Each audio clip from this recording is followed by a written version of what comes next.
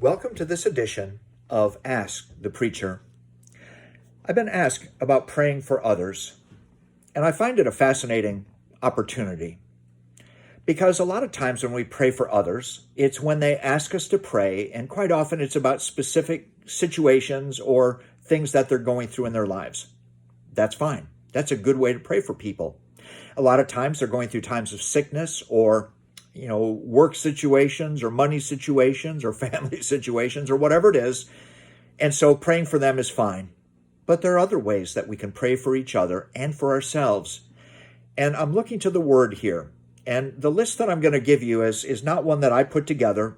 Somebody else did, and I wish I could tell you who put together this. The bottom says a life-changing prayer. So to intercede for others, ask God that they would do the following. Pray that they would be filled with the knowledge of His will. Colossians 1:9 talks about that. Pray that they would walk in a manner worthy of the Lord. Colossians 1:10. Pray that they would bear fruit in every good work. Colossians 1:10. Increase in the knowledge of God. Same verse. Pray that they would be strengthened with all power. Colossians 1:11. Pray that they would joyously give thanks to the Father. Colossians 1:11 and 12. Trusting God means looking beyond what we can see to what God sees. So we know who wrote this. It was the Apostle Paul. But thank you to the person who put this together in this context.